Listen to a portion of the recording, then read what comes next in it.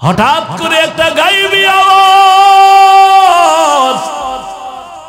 আওয়াজ আসতেছে, আর তাকায় দেখি কবরের মধ্যখান থেকে ফাঁকা হয়ে গেছে। আমার আর খনন করা লাগে নাই, আমি তাকাইয়া দেখি কবরের মধ্যখান পুরাটাই ফাঁকা। সাহাবী যায়েদ বিন আসলাম বর্ণনা দিতেছেন তার বাবার থেকে ঘটনা। নবীর সাহাবী আবার ওই বাবা ওমরে ফারুকের ঘটনার বিবরণ দিতেছে। আমি যখন দেখলাম কবর ফাঁকা, একটু নজর করে তাকাইয়া দেখি আমার স্ত্রীর বুকের উপরে দুধের বাচ্চাটা মায়ের বুকে খেলাধুলা করতেছে। আর একটা গায়েবী আওয়াজ, তুমি কবরে নাই না, বাচ্চাটা কোলে নাও, এটা তোমার সেই মহব্বতের বাচ্চা। তুমি যুদ্ধের ময়দানে যাওয়ার বেলায় দোয়া করেছো,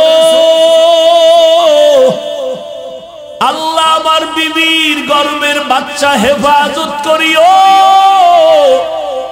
ওই দিন যদি তুমি বিবির জন্য দোয়া করতা, আল্লাহ স্ত্রীকেও হেফাজত করিও।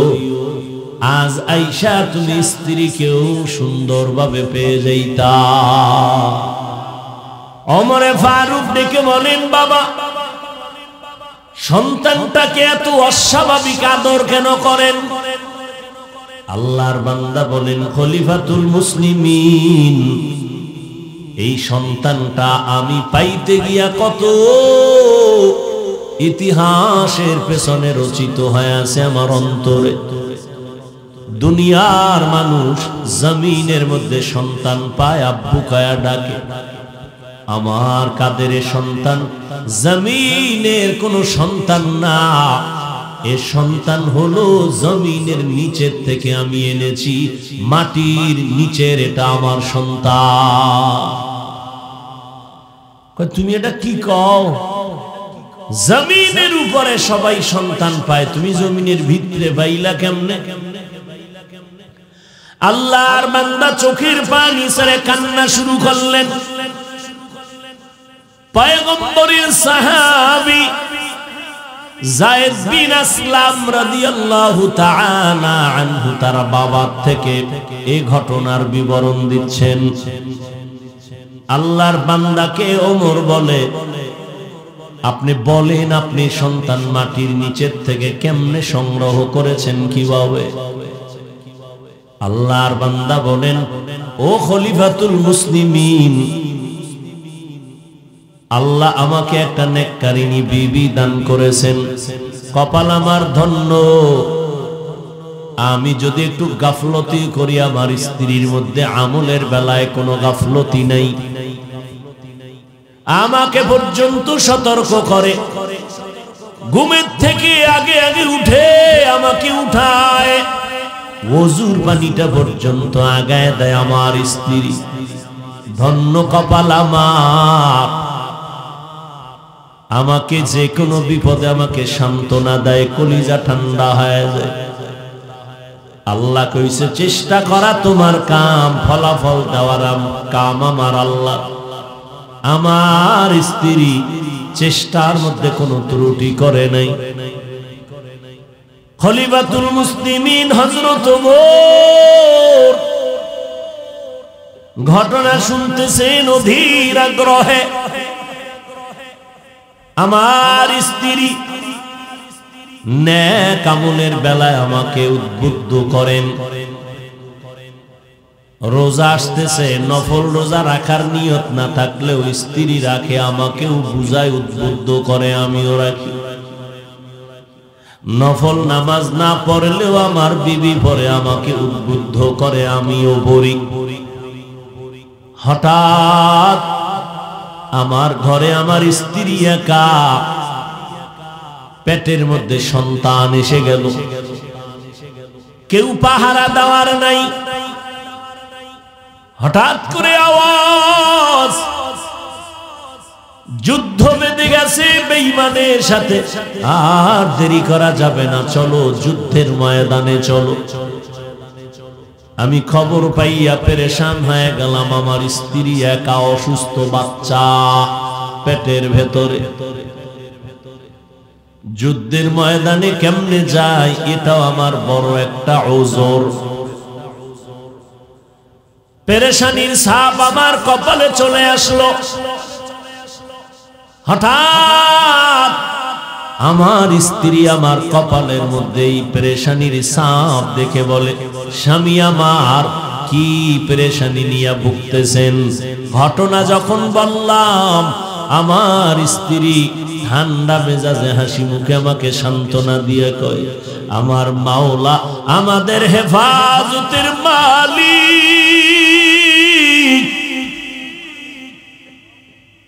আপনি ঘরে থাকবেন আর আমাদের মুসলিম পরিবারের ভাই বোনেরা মার খাবে যুদ্ধের ময়দানে, এটা হতে পারে না। আপনি চলে যান, আমি আল্লাহর কাছে দোয়া করব, আল্লাহ আমাদের হেফাজত করবেন। আর আল্লাহ যদি হেফাজত করেন, কেউ তাদের ক্ষতি করতে পারে না। হেফাজতের মালিক কে?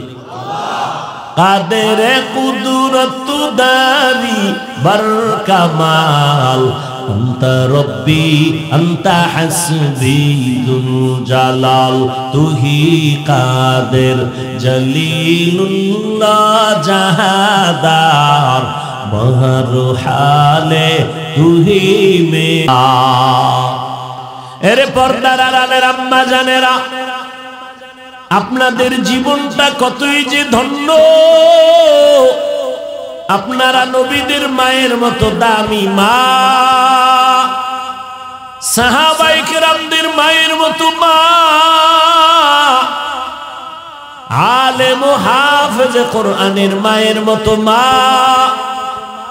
এই জমিনে আপনারা খাদিজা রাদিয়াল্লাহু আনহার মতো ইতিহাস শ্রেষ্ঠ নারী। আরে আম্মা জান, আপনারা আয়েশা রাদিয়াল্লাহু আনহার মতো দামি নারী, ফাতেমা রাদিয়াল্লাহু আনহার মতো নারী, ঈসা নবীর মা মারিয়াম আলাইহাস সালামের মতো দামি নারী, ইসমাঈল নবীর মা হাজেরা আলাইহাস সালামের মতো দামি নারী, বেঈমান ফেরাউনের স্ত্রী জান্নাতি নারী আসিয়ার মতোই আপনারা নারী। আরে আম্মা জান, আপনার আদর্শ যদি সুন্দর হয়, আপনি আম্মার একটা আদর্শ দ্বারাই এই দাম্পত্য জীবন সুখময় করাটা অনেক সম্ভব। এরে আম্মা জান, একটা স্বামী কামাই করে কত টাকা বেতন? যদি জানে 20,000 টাকা বেতন, 500 টাকা যদি বেশি আসে, জিজ্ঞাসা করে 500 টাকা বেশি কেন? এই মাসে একটা জবাব দিল, সামনে মাসেও যদি বেশি আনে জবাব দিল। এইভাবে যদি জিজ্ঞাসা করে আর বুঝাইতে থাকে, জমিনের কোন স্বামী কোনদিন না খায়া থাকলেও হারাম খাবে না। এরে আম্মা জানেরা, একটা সন্তানকে যদি আপনি আদর্শওয়ালা বানাইয়া বারবার বুঝাইতে থাকেন, নামাজের দাওয়াত দেন, কোরআন তেলাওয়াত, কোরআনের তালিম দেন, বুঝাইতে থাকেন, এই সন্তান আপনার আশীর্বাদ আর দোয়া নিয়ে কামিয়াবির দরজায় চলে যাবে। আল্লাহর বান্দি সান্ত্বনা দিয়ে কয়, স্বামী আমার যুদ্ধের ময়দানে চলে যান, আল্লাহ হেফাজত করবেন আমাদেরকে। আমরা গুনাহ করি নাই, ফেরেশতা দিয়া আল্লাহ হেফাজত করবেন। খলিফাতুল মুসলিমিন আমার স্ত্রীর সান্ত্বনার বাণী শুনিয়া আমি যুদ্ধের ময়দানে যাওয়ার জন্য রেডি হয়ে গেলাম। এমন টাইমেও আমার স্ত্রী আমাকে উপদেশ দেয়, বুঝায়, ও স্বামী আমার, যেহেতু সফরে যাইতেছেন, একটু সুন্দর করে ওযু বানায় 2 রাকাত নামাজ পড়ে যান। স্ত্রী আমাকে বলার পর আমি ওযু বানাইয়া 2 রাকাত নামাজ পড়িয়া রব্বে কারীমের দরবারে দোয়া করলাম, হে আল্লাহ, আমার স্ত্রীর গর্ভে একটা বাচ্চা তুমি কুদরতের হাতে হেফাজত করিও, তুমি ছাড়া আমাদের কেউ নাই। দোয়া করিয়া কান্নার হালাতে আমি ঘর থেকে বিদায় নিয়ে যুদ্ধের ময়দানে চলে গেলাম।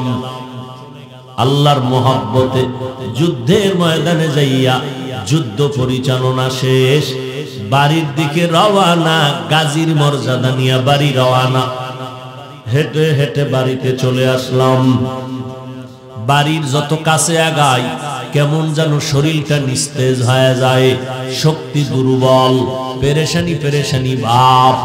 বাড়ির আঙ্গিনায় যখন ঢুকি পুরা বাড়িটা নীরব, মনে হয় যেন একটা শোকের অবস্থা চলতেছে, কোনো আওয়াজ নাই।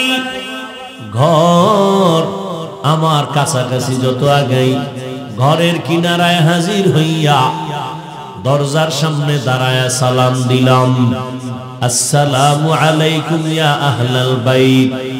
কিন্তু ঘর থেকে কোনো আওয়াজ নাই। ঘুইরা গিয়ে দেখি দরজার পেছনে তালা লাগানো। পাশে আমার চাচতো ভাইয়ের ঘর। ডাক দিলাম, কিরে আমার ঘরে তালা কেন? ভাই কান্না অবস্থায় বেরিয়ে ডাক দিয়া কয়, রে ভাই তুমি যখন যুদ্ধের ময়দানে গেছো, তোমার স্ত্রী আমার ভাবি হঠাৎ অসুস্থ হয়ে জমিন থেকে বিদায় হয়ে গেছে। আমরা দাফন কাফন করাইয়া ঘরের মধ্যে তালা লাগাই দিছি।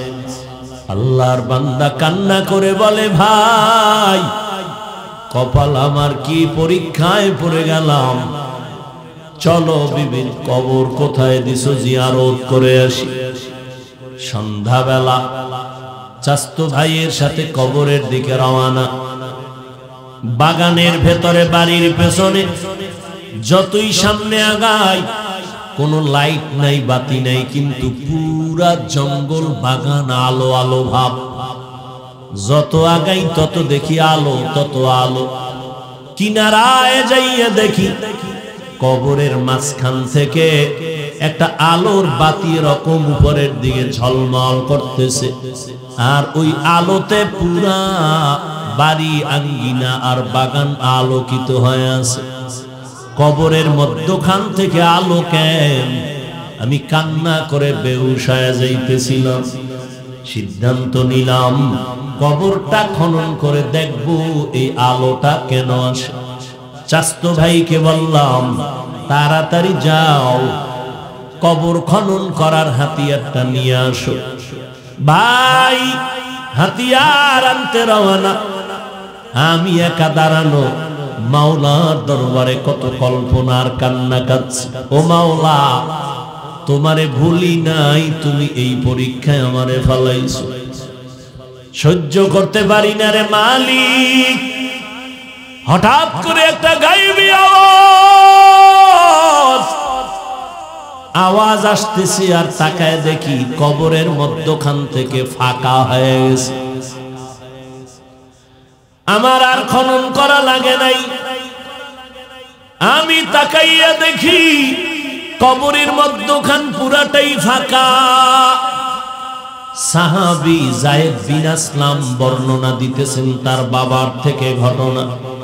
নবীর সাহাবী আবার ওই বাবা ওমরে ফারুকের ঘটনার বিবরণ দিতেছে। আমি যখন দেখলাম কবর ফাঁকা, একটু নজর করে তাকাইয়া দেখি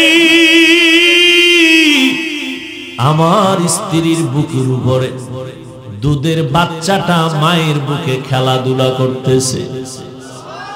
আর একটা গায়েবী আওয়াজ, তুমি কবরে নাই না, বাচ্চাটা কোলে নাও, এটা তোমার সেই মহব্বতের বাচ্চা। তুমি যুদ্ধের ময়দানে যাওয়ার বেলায় দোয়া করেছো,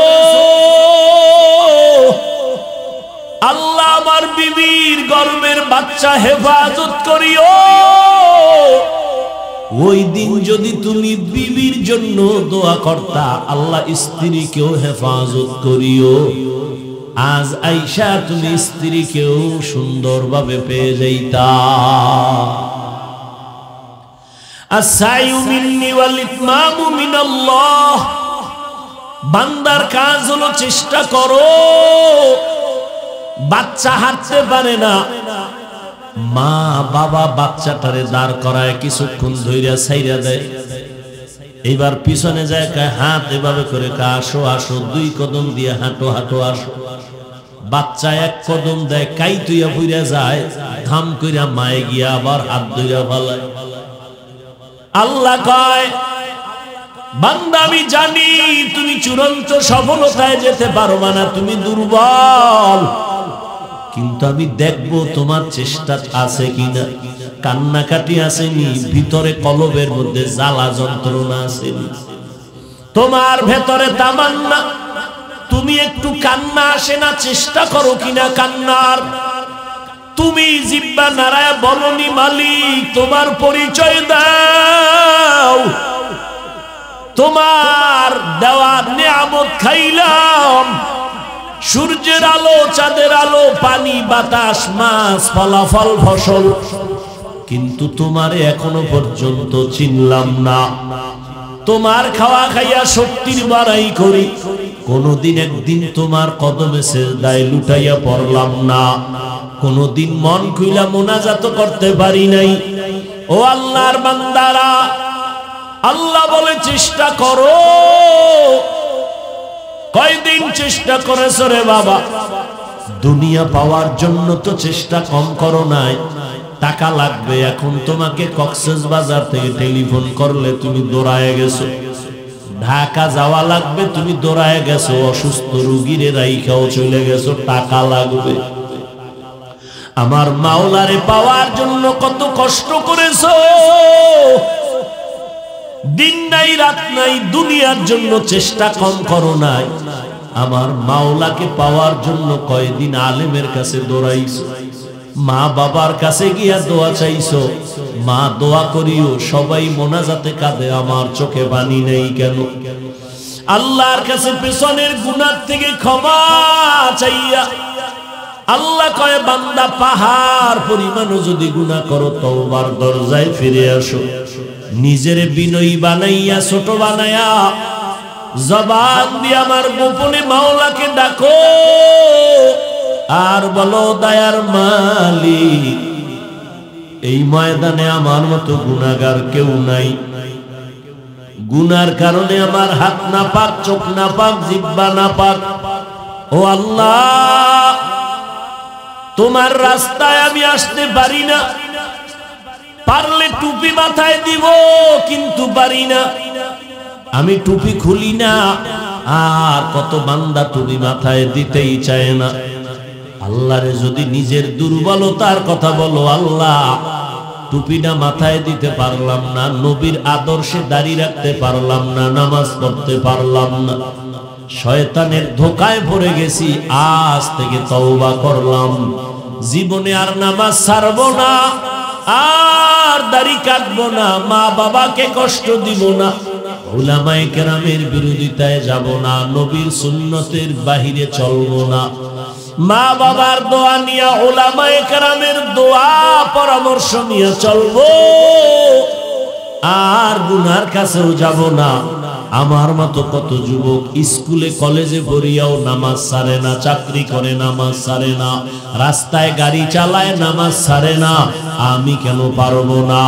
আজকে থেকে তওবা করে নিলাম, মরিয়া গেলে যাব। হায়াতের মালিক আল্লাহ, ইজ্জতের মালিক আল্লাহ, রিজিকের মালিক আল্লাহ। ও আল্লাহর বান্দারা, আল্লাহর মোহাব্বত যদি অন্তরে জমা হয়, ওই জাহান্নামের আগুন সহ্য করা যাবে না, ওই কবরের মাটির চাপ সহ্য করা যাবে না। দুনিয়াতে তুমি ঘুমাইতে যখন যাও, মশারি ছাড়া ঘুমাইতে পারো না, মশা ফ্যানের বাতাস চালায়া ঘুমাও। আর গুনাহগার হইয়া কবরে গেলে কই পাবা মশারির যুবক? ওই কবরে সাপ বিচ্ছু পোকামাকড় চলে আসবে, ওই কবরে জাহান্নামের আগুন। আল্লাহর ওয়াদার হবে, কবরের মাটি গুনাহগারের 2 পার্শ্ব থেকে জোরে জোরে চাপ দাও, একটা সেকেন্ডের আযাব সহ্য করা যাবে না রে বান্দা।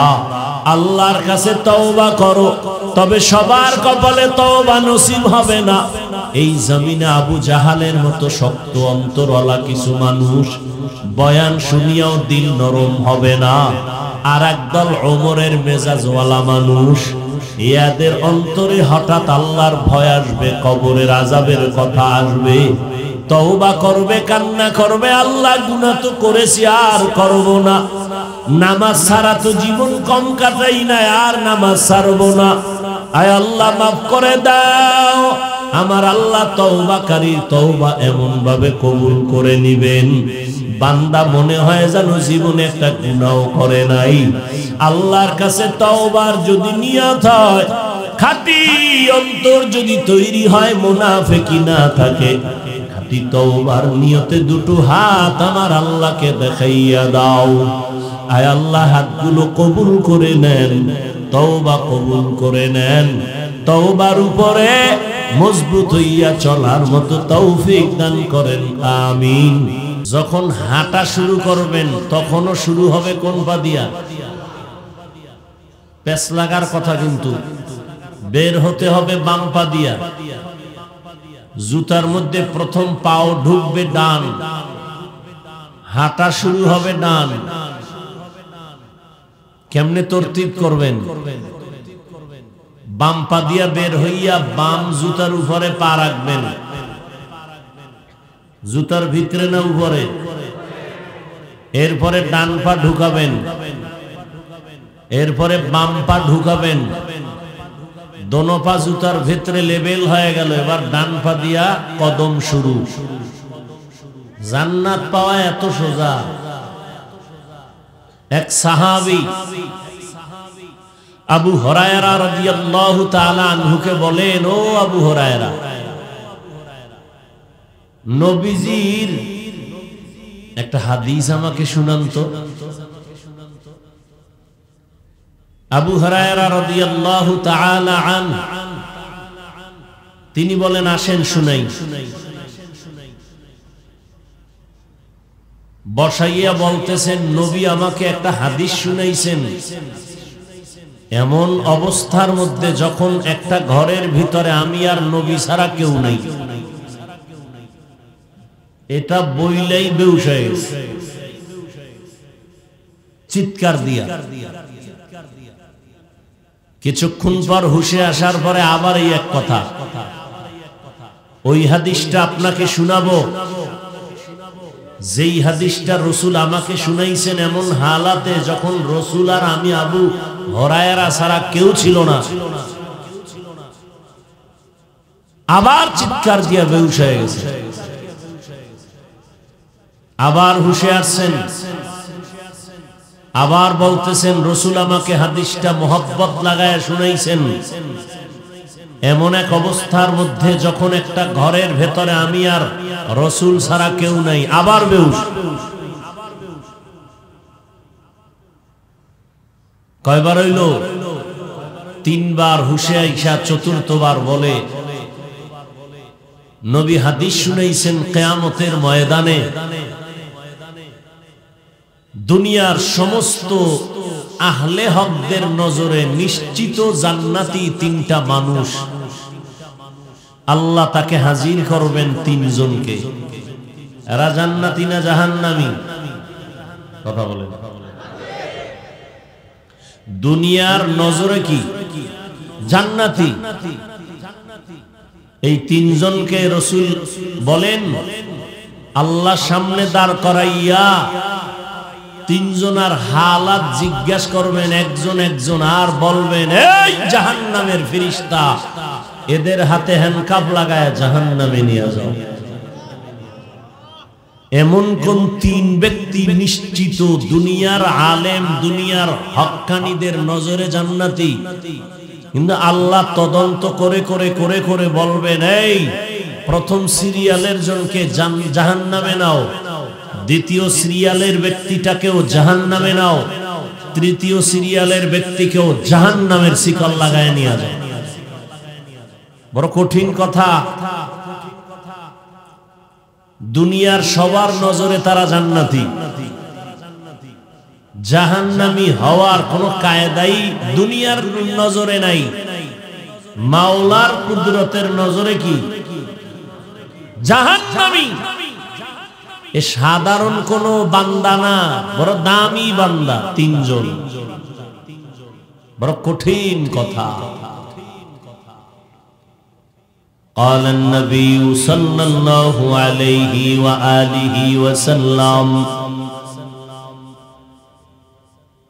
إن الله لا ينظر إلى صوركم وأموالكم ولكن ينظر إلى قلوبكم ونياتكم أو كما قال النبي عليه الصلاة والسلام দুনিয়ার বাজে সময় দিয়া রাত কাটায় দেন, কখন ফজর হয়ে গেল খবর নাই। ওয়াজে আইলি ঘুমে ধরে, বাদাম গাইতে মনে চায়, বিড়ি টানতে মনে চায়, মানে শয়তান খালি খোঁচাইতে আছে, কত আর বসবা, একটু উঠো, বিড়ি টেনে আসো।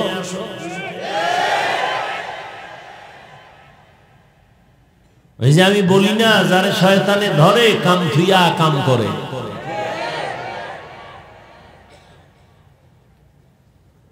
অথচ এখানে আপনারা বসছেন, সাথে সাথে সবার গুনাহ মাফ হয়ে গেছে। আরো আস্তে করে বলেন, কি কামাই করছেন জিন্দেগিতে? ভাবসাব তো বহুত, মনে হয় যেন জান্নাত রিজার্ভ করে ফেলেছেন। যেই ভাব নিয়ে বসছেন, সুবহানাল্লাহ বলতেও একটু পেরেশানি। আমি খান বংশের ভোলা, চিল্লাইতে পারি, সম্মান থাকে, এটা হলো হুজুর কাম। আল্লাহ হেদায়াত দান করুন।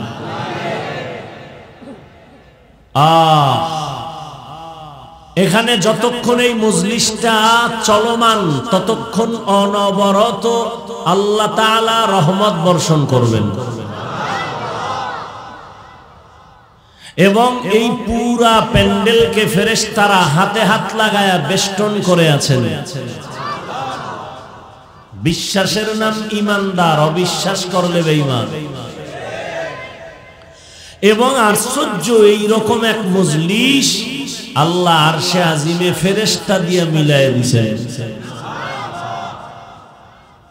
আল্লাহ সব জানেন না, সব দেখেন না, এরপরও ফেরেশতাকে বলে, এই ফেরেশতারা, খাগডহর মাদ্রাসার ময়দানে এরা কারা আসছে, কেন আসছে? ও আল্লাহ, তোমার কিছু গুনাহগার গোলাম তোমাকে চায়, তোমার জান্নাত চায়, জাহান্নাম থেকে মুক্তি চায়। এ ফেরেশতারা বল, এরা আমাকে কোনোদিন দেখছেনি? বলে না, কোনোদিন দেখে নাই। যদি দেখতো, ফেরেশতারা বলে কলিজা দিয়া তোমাকে পাওয়ার জন্য পাগল হয়ে যাইতো। আমার জান্নাত দেখছেনি? বলে না, দেখে নাই। যদি দেখতো, বলে কলিজা দিয়া জান্নাতে ঢোকার জন্য বেকারার হয়ে যেত। আমার জাহান্নাম দেখছে নাকি? না। যদি জাহান্নাম দেখতো তো কেমন করতো? বলে জীবন পণে ভাগার জন্য প্রচেষ্টা চালাইতো।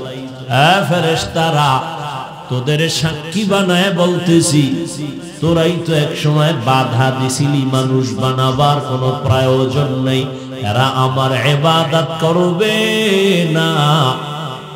আজ আমি বলে দিলাম, তোমাদের সাক্ষী বানাইয়া বললাম, যত মানুষ এখানে আসছে তোমরা সাক্ষী হয়ে যাও, এদের জীবনের সব গুনাহ আমি মাফ করে দিয়েছি।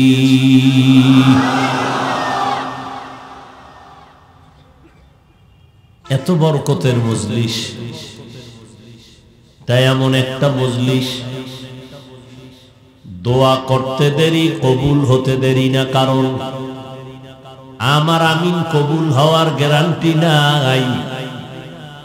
ময়দানের ভেতরে আপনাদের বহু আল্লাহর গোলাম এখানে আছেন, যাদের আমিন বলবে ফেরত যাবে না। আল্লাহ এ মাহফিল পুরা অঞ্চলের জন্য হেদায়েতের ওসিলা বানায় দেন। মাহফিলের বরকতে পুরা অঞ্চলের সমস্ত কবরওয়ালাদের জান্নাত দান করেন। আমাদের হায়াতে আল্লাহ বরকত দান করেন, সবাইকে মিলেমিশে সুশৃঙ্খল জীবন যাপনের তৌফিক দান করেন। গতকাল এবং আজ দেশের শীর্ষস্থানীয় হযরত উলামায়ে কেরাম কোরআন সুন্নাহ ভিত্তিক দিক নির্দেশনামূলক আলোচনা রেখেছেন, আপনারা শুনেছেন। আল্লাহ উলামায়ে আহলে হকদের আলোচনাগুলো আমাদের আমল করার তৌফিক দান করেন। উলামায়ে হযরতদের ইজ্জতের হেফাজত আল্লাহ করেন। আমার দেশে যারা উলামায়ে কেরামের ইজ্জতকে ছোট করার ষড়যন্ত্রে মিডিয়ার মাধ্যমে, ফেসবুকে লেখার মাধ্যমে চক্রান্ত করে, আল্লাহ ওদের হেদায়াত দান করেন। আল্লাহ পাকের ইলমে যদি হেদায়াত না থাকে, ওদেরকে আল্লাহ পাক কুদরতের হাতে দমন করে দেন। বয়ান শোনার থেকে বেশি বরকত দোয়া,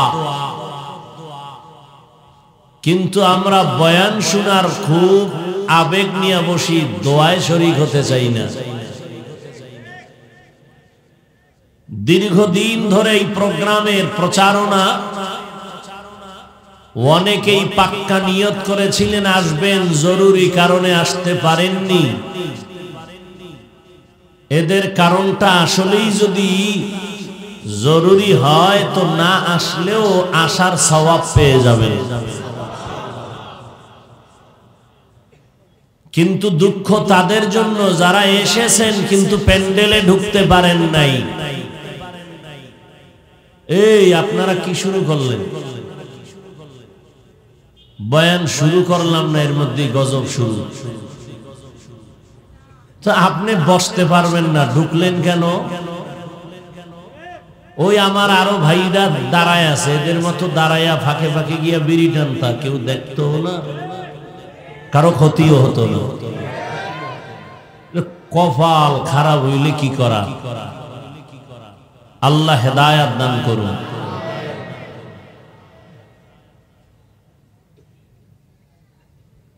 কিয়ামত খুব দ্রুত গতিতে, বিদ্যুতের চেয়েও গতি বেগে আগায় আসতেছে কিয়ামত, আমাদের অপরাধের কারণে। দেখেন না আজকে ভূমিকম্প হয়েছিল,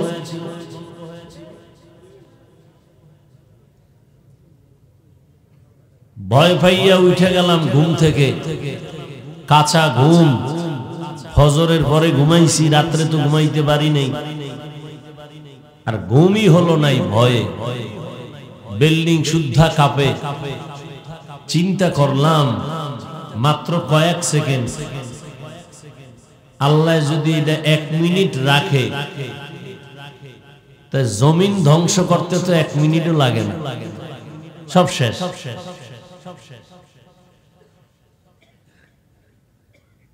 কিসের বাহাদুরি করি?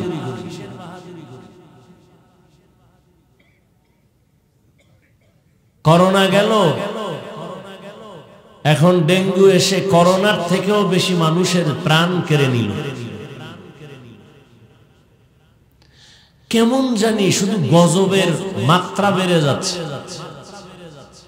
আগুনের গজব, হঠাৎ শুনি অমুক মার্কেটে আগুন, অমুক বিল্ডিং এ আগুন, খালি আগুন।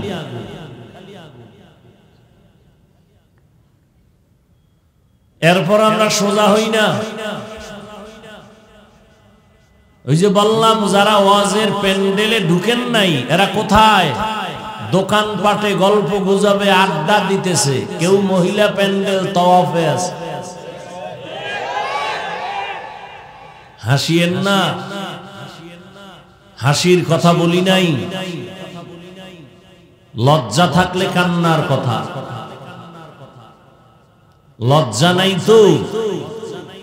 ১৫০০ বছর আগে রাসূল বলে গেছেন, লা ঈমানা লিমান লা হায়া আলা। যাদের লজ্জা নাই তাদের ঈমান নাই। এই প্যান্ডেল কি হাসির প্যান্ডেল না কান্নার প্যান্ডেল? তা হাসেন কেন?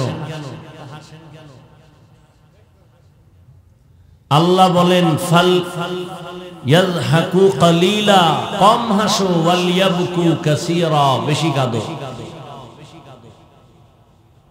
কান্না নাই, কান্নার প্যান্ডেলে বসিয়াও কাঁদে না। এমন কপাল পুরছে যে আর একজনে কান্না করলে তাও পছন্দ করে না। কি কয় জানেননি? দেখ লজ্জা নাই, কেমনে কাঁদে। ওরে তোমারে তো জুতার বাড়ি দিয়ে জিজ্ঞাসা করা দরকার, কান্নার প্যান্ডেলে বইছো, ও বেহায়া বেলাজা, তোমার চোখে পানি নেই কেন? নাটকের প্যান্ডেলে বইসা যদি কেউ না হাসে, তখন সেখানে কথা হইল আলাদা। এই ভাই, হাসির প্যান্ডেলে বসছো, হাসো না কেন? এটা তো কান্নার প্যান্ডেল, কাঁদবেই। কান্না নাই কেন? এটা আশ্চর্য। কান্না করা আশ্চর্য না, কান্না নাই কেন? গুনাহ করে করে দিলকে পাথর বানিয়েছো গুনার কারণে, শক্ত পাথর। এই শক্ত পাথরওয়ালা দিলওয়ালার চোখে বানিয়ে আসে না। দিল নরম করার একমাত্র মেডিসিন তাহাজ্জুদের নামাজ। অতিও গভীর হয় রজনী যখন, নীরবে প্রভুর নাম জপিও তখন। প্রভুর করুণা যদি পাইবারে চাও, গভীর রাতে উঠে প্রভুর গুণগান গাও। গল্প করে কত রাত কাটাইলি রে বাঙালি যুবক বৃদ্ধ মুসলমান। বিবাহের অনুষ্ঠানে নাচতে নাচতে কত রাত কাটায় দিলা। কি মিশা কইতেছি?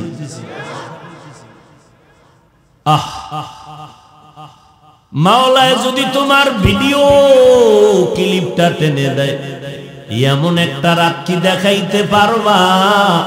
ও আল্লাহ, গুনার কাজে যত রাত কাটাইছি, নেকের কাজে অনেক রাত কাটায় দিছি। বয়ান শুই না, ঘুমাই নাই। ঘরে আসার পর সুন্দর করে ওযু বানাইয়া তাহাজ্জুদের মুসাল্লায় দাঁড়ায় গেছি। ফজরের আজান হয়েছে, নামাজ পড়িয়া তারপরে সূরা ইয়াসিন তেলাওয়াত করে ঘুমিয়েছি। আপনাদেরও দিন যায় রাত যায়, আমগো দিন যায় রাত যায়। ফলাফলের বেলায় কে কতটুকু আগানো একটু চিন্তা করেন না? আল্লাহ কোনো পশুকে চিন্তা করার মেধা দেন নাই, মানুষকে দিয়েছে। একটু চিন্তা করা দরকার। সময়ের অনেক দাম।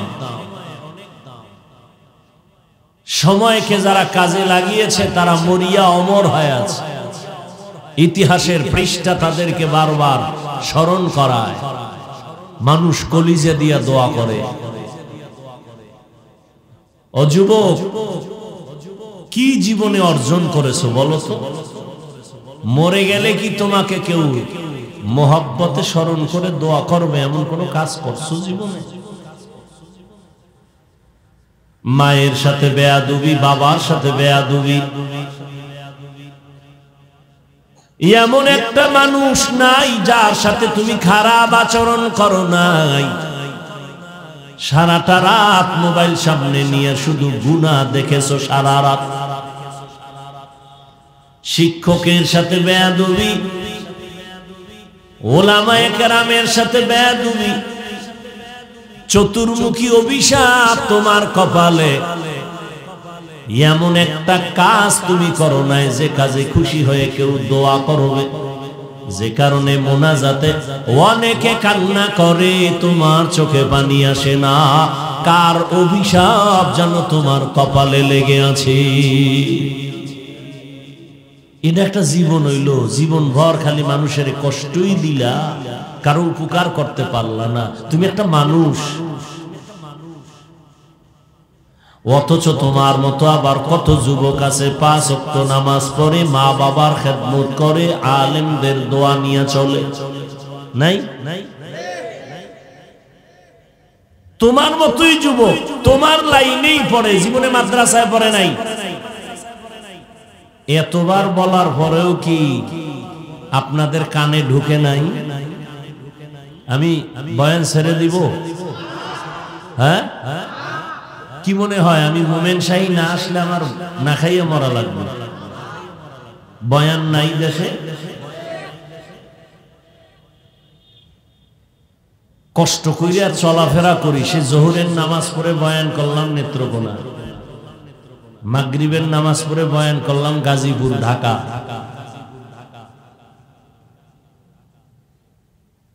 এখানে আসলাম 9টায়। মানুষকে কিছু আল্লাহর মোহাব্বতের সাথে মিলাবার ফিকিরে কিছু কথা বলতে চাই। এর উপরেও যদি আপনারা বিরক্ত হন, বিভিন্ন প্রতিবন্ধকতা তৈরি হয়, বড় আফসোস।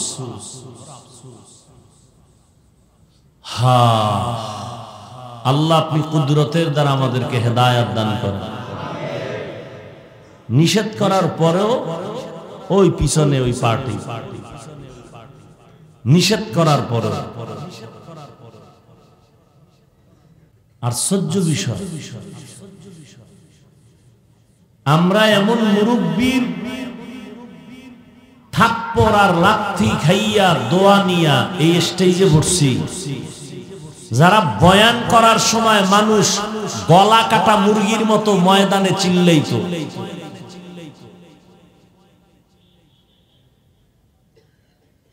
একজনে সেখানে পান খাইতো, ও সামনে যা পাইতো এটা দিয়ে পিটাইতো। এদের ব্যাগটাই না, এদের সোহবত নিয়া দোয়া নিয়া এরপরে আসি আজও। এই জন্য ওই উল্টা পাল্টা সহ্য করতে পারি না। কতটা বুঝাইয়া আপনাদের লাইনে রাখতেছি, নি আল্লাহ একটু দয়া করে। আমার ব্যক্তিগত স্বার্থ না, এর মধ্যে যদি আবার বিশৃঙ্খলা কেউ তৈরি করে, প্রতিবন্ধকতা তৈরি করে, মন চাইলে বসলো, মন চাইলে উঠে গেল, মন চাইলে বাদাম খাইলো, কেউ বুট খাইলো। ওয়াজের প্যান্ডেলে আমার কথা সেদিন এক জায়গায় বলছি, ওয়াজ হবে, মানুষ দিন শিখার জন্য আসবে। এখানে আবার দোকানদারির দরকারটা কি? মানুষ কেনাকাটার জন্য মার্কেটে যায় না কি? আপনাদের বাড়ির আশেপাশে মার্কেট নাই? ওয়াজে আইসা কিসের বেচা কিনা? তো ওয়াজের মাকসাদ কি? সেখানে মহিলা, সেখানে যুবতী, যুবক, পুরুষ সব একসাথে আড্ডা দিতেছে। কবিরা গুনার এক মেলা হচ্ছে ওখানে, আর এখানে হচ্ছে এক ওয়াজের প্যান্ডেল। কে নিবে এর দায়ভার? এর দায়ভার কে নিবে? কে বলবে এই কথা? বলার মানুষ নেই। ওয়াজে আইছে বেলুন কেনে, বেলুন এইটারে ডুলাইতে ডুলাইতে এরপর বাড়ি যায়। বউ কয় কি? কয় যে হাদিয়া নিয়ে আইছি আজকের ওয়াজের বরকত।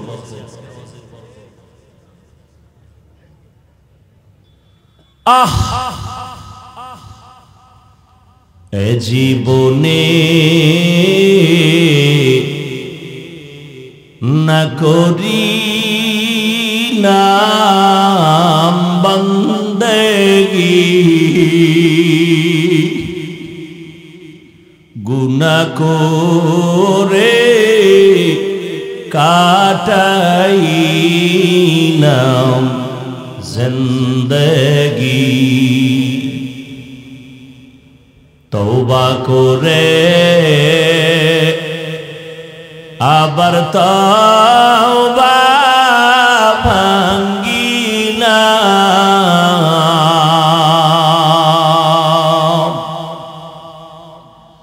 তওবা করে আবার তওবা ভাঙ্গিলাম, অবশেষে খাঁটি তওবা করিলাম। কি কামাই করলেন? জান্নাতের সার্টিফিকেট হাতে পাইয়া আল্লাহ ফেরেশতা জিবরাইল পাঠায়, কয় নবী 10 জন সাহাবাদের জানায় দেন এরা বিনা হিসাবে জান্নাতি। জান্নাতের সার্টিফিকেট পাইয়া আবু বকর সারা রাত নামাজে দাঁড়ায় কান্না করে। মায়ার নবী হুজরাত থেকে তাকাইয়া শুনে কান্নার আওয়াজ। নবী বের হয়ে গেলেন এই নামাজে মসজিদের দীর্ঘ রাতে কে কান্না করে। নবী দেখেন আবু বকর নামাজে দাঁড়ায় দাঁড়ায় গভীর রাতে কান্না করে। আল্লাহর নবী বলেন, আবু বকর আপনি নামাজে কেন কাঁদলেন? আবু বকর বলে, আমি মাওলার দরবারে কেমনে উলঙ্গ দাঁড়াবো? মালিকের দরবার বড় কঠিন,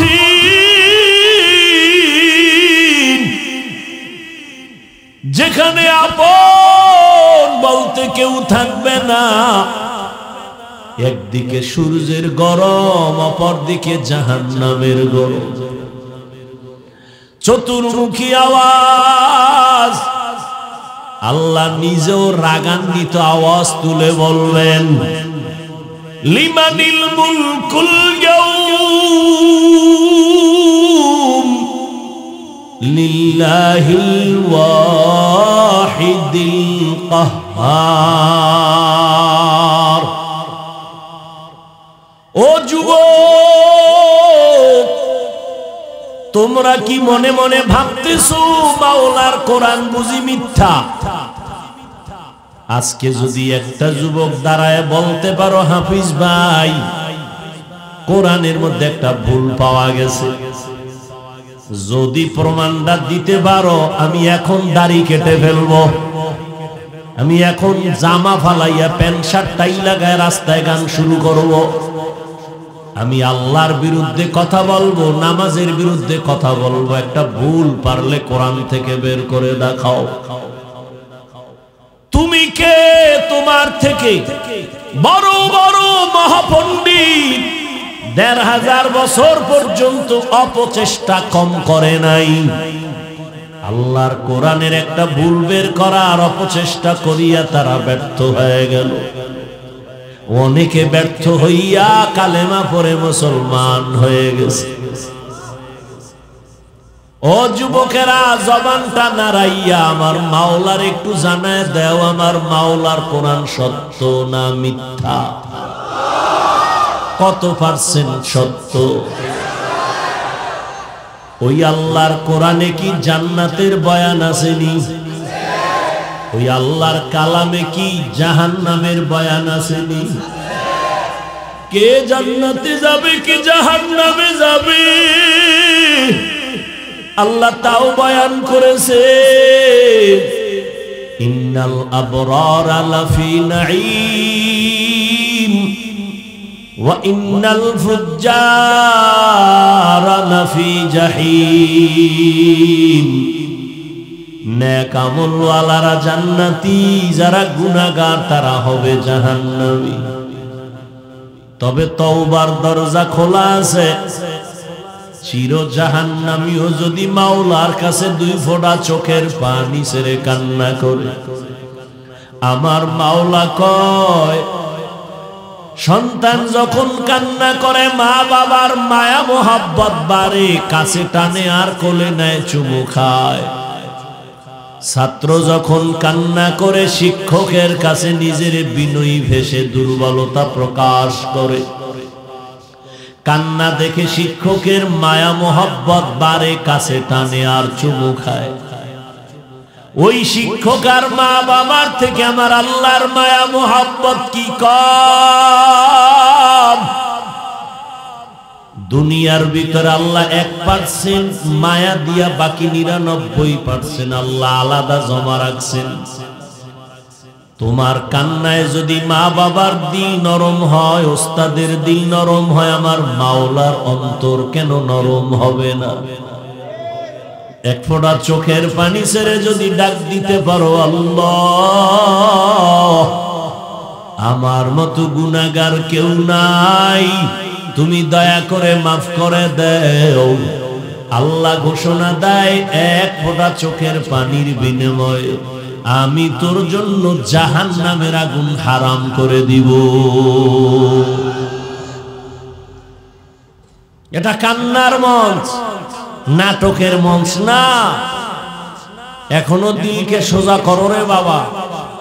কয়দিন কয়দিন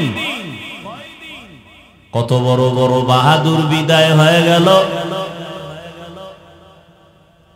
এমন একটা দিন নাই যুবকের মরণের লাশের খবর নাই, একটা দিনও নাই। প্রতিদিন যুবকের মরণের খবর।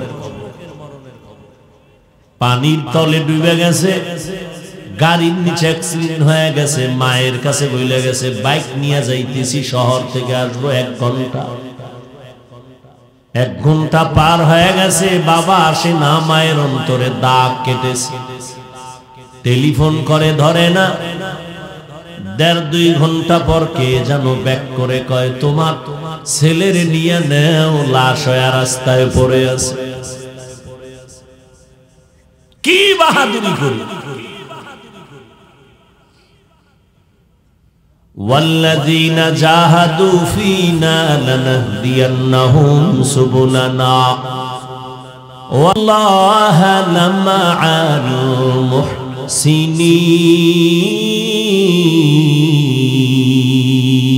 المحسنين। আল্লাহ বলেন, যারা চেষ্টা করে আমাকে পাওয়ার জন্য, আমি আল্লাহ তাদের জন্য বহু রাস্তা খুলে দেই যাতে করে আমাকে পেয়ে যায়। ওয়া ইন্নাল্লাহা লামাআল মুহসিনিন, আমি আল্লাহ সব সময় যারা মুহসিন তাদের সাথেই থাকি। ছোট একটা হাদিস পড়েছি, নবী বলেন, মান তাওয়াযা লিল্লাহ রাফাআহুল্লাহ, যারা আল্লাহর জন্য নিজের বিনয়ী করে, ছোট বানায়, আল্লাহ তাদের মর্যাদা বড় বানায় দেয়। কষ্ট হইতেছে তো? আমিও বেশি টাইম আপনাদের অন্তত আজকের জন্য নিব না, কারণ শুরুর থেকেই মনটা খারাপ করে দিয়েছে অনেকে। এজন্য আমি খুবই সংক্ষেপে তরজমাটা শেষ করলাম। এবার আর 10 মিনিট শুধু ব্যাখ্যা করে দোয়ার দিকে আগায় যায়। কারণ এত বছর এখানে আসি, এই বছর দেখলাম কিছু চালাক মানুষ স্টেজের প্যান্ডেলে বসা। চালাক ভালো, অতি চালাক ভালো না। অতি চালাকের আরেক নাম বেয়াদব। লিকুল্লি শাইইন জিনাতুন ফিল ওয়ারা ওয়াজিনাতুল মারই তামামিল আদাবি, আজ খোদা খাইমে তৌফিক আদব, বেআদব মাহরুমে গাশ আজ ফজলে রাব। এমনি তো আইতাম না। কাসিমি শাহ হুজুর দামাত বারাকাতুহুমের কারণে কিছু কিছু প্রোগ্রাম আগের তুলনায় বাড়ায় দিছি। কারণ এই সমস্ত অঞ্চলে আসলে মানুষের মনও বুঝি না, বয়ানও বুঝি না। সারাক্ষণ চিল্লানের পরেও কয় মন মতো অজয় নাই। তাই জন্য নতুন কোরআন লাগবে না কি লাগবে আল্লাহই ভালো জানে। আর এক সময় তো আইছি অনেক অনেক 2 দিন 3 দিন থাইকে থাইকে ওয়াজ করছি। সেই ছাত্র জীবন থেকে প্রোগ্রাম করতাম। আমার তো মনে হয় না মুক্তাগাছার কোন এলাকা বাদ আছে বয়ান করা ছাড়া। মোমিন শাহী আশেপাশে যত অঞ্চল, মোটামুটি জামালপুর, শেরপুর বাদ আর নাই। যতটুকু সম্ভব মানুষের দোয়া নেওয়ার চেষ্টা করেছি, বেয়াদবি করি নেই। আল্লাহ মানুষের জীবনের সফলতার মূল চাবি আদব। যার মধ্যে আদব নাই, ও যত বড় শিক্ষিত হোক ওর কোনো মূল্য নাই, কারো কাছেই দাম নাই। জীবনের আদব বলা চরিত্র বড় মহামূল্যবান সম্পদ। আল্লাহ বলেন, তোমরা চেষ্টা যদি করো আমাকে পাওয়ার জন্য, আমি অনেক রাস্তা খুলে দিব। একটা না, অনেক। কার জন্য আল্লাহ অনেক রাস্তা খুলবেন? যে চেষ্টা করবে। কাকে পাওয়ার? জবান খুলেন, কাকে পাওয়ার? আল্লাহকে পাওয়ার। আল্লাহকে পাওয়ার জন্য যে চেষ্টা করে,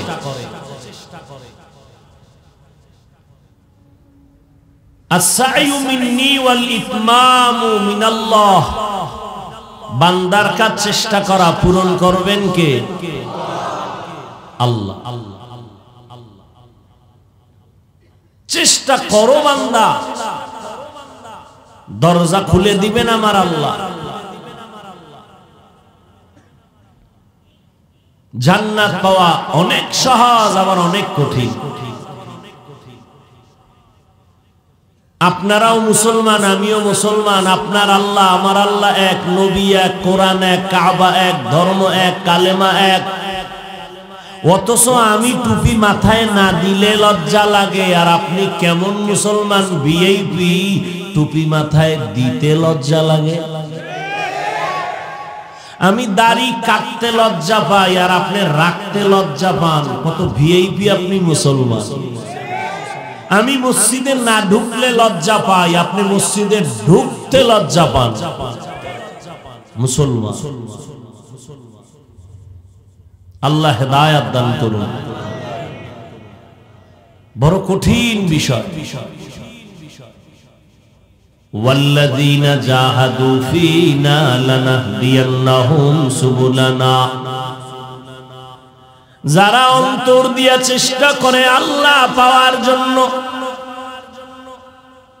তবে চেষ্টা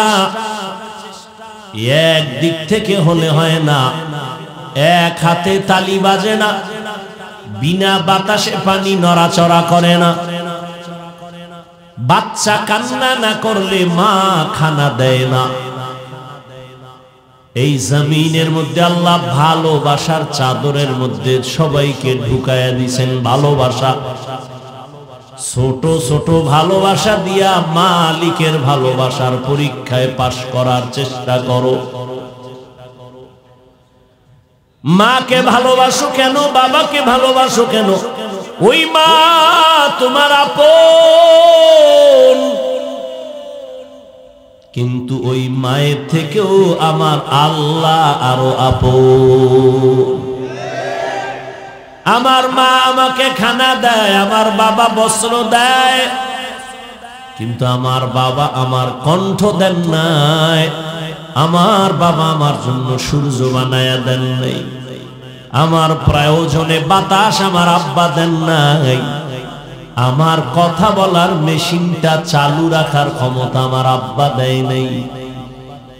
আমার চোখের পাওয়ার আমার আব্বা দেয় নাই। সব পেছনে দেওয়ার মালিক একজন, তিনি কে?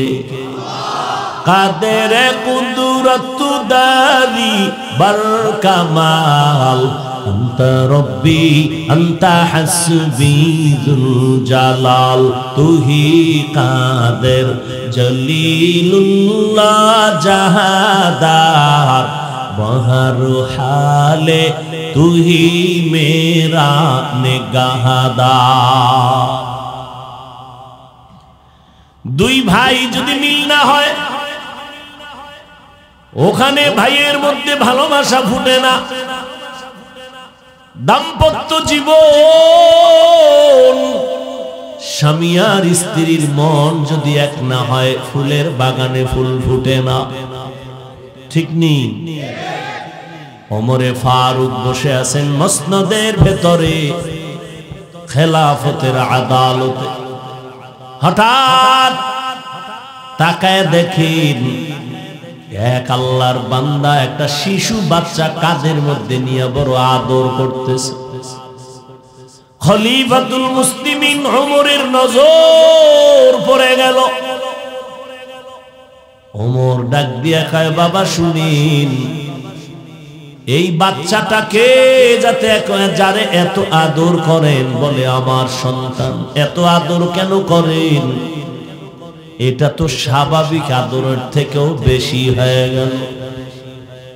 অনেক একটা সন্তান পাইয়া কতবার আব্বু আব্বু কইয়া ডাকলা, আর আমার মাওলায় যে তোমার একটা সুন্দর ফুটফুটে বাচ্চা দিলেন, ওই মাওলারে কয়বার আল্লাহ কইয়া ডাকছো? दुनिया में हो दुनिया का तलबगार ना हो, बाजार से गुजर हो खरीदार ना हो।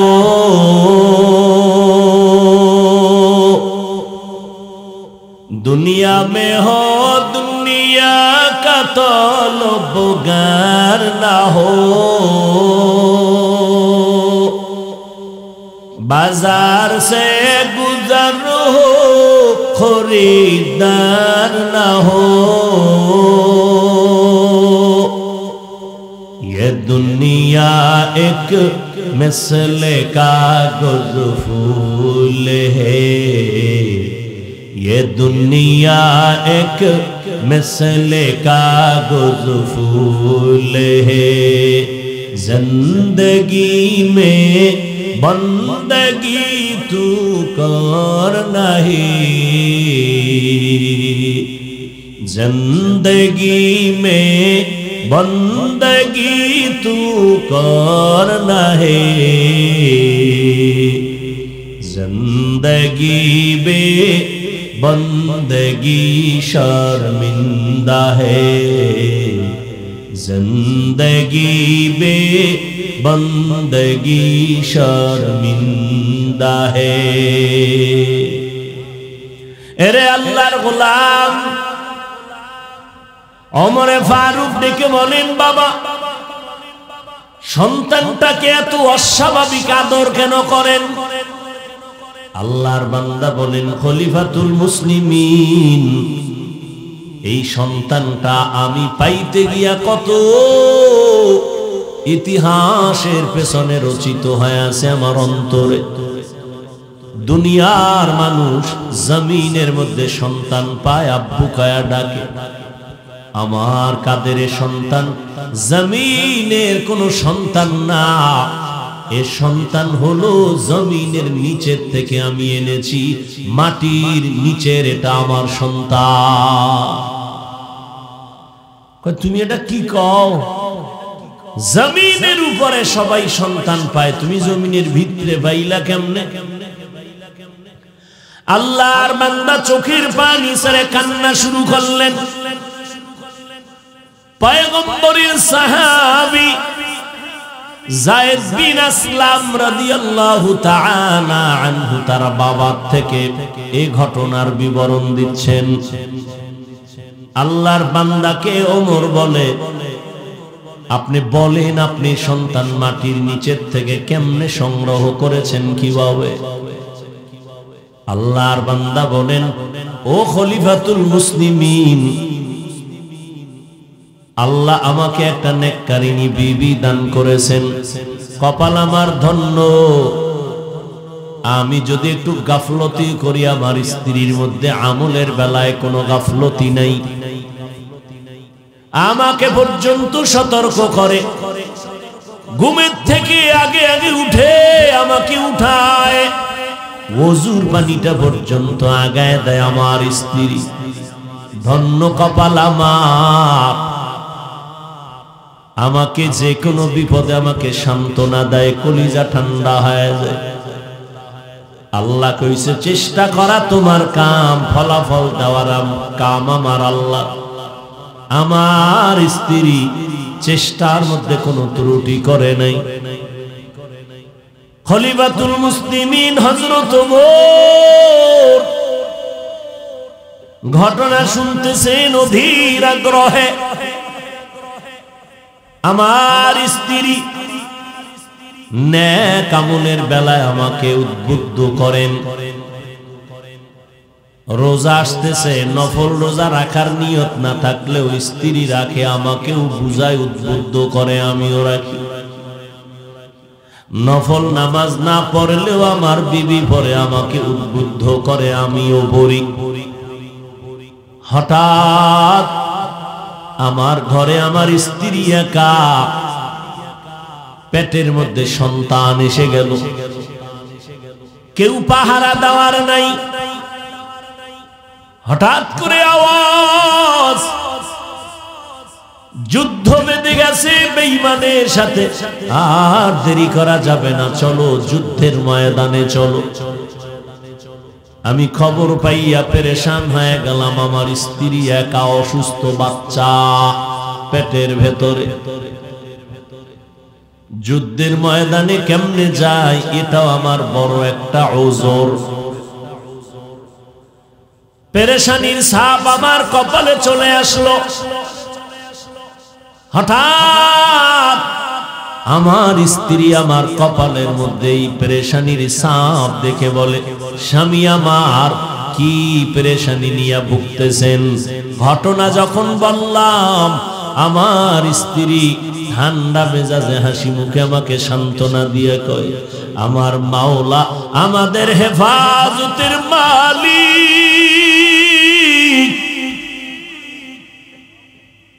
আপনি ঘরে থাকবেন আর আমাদের মুসলিম পরিবারের ভাই বোনেরা মার খাবে যুদ্ধের ময়দানে, এটা হতে পারে না। আপনি চলে যান, আমি আল্লাহর কাছে দোয়া করব, আল্লাহ আমাদের হেফাজত করবেন। আর আল্লাহ যদি হেফাজত করেন, কেউ তাদের ক্ষতি করতে পারে না।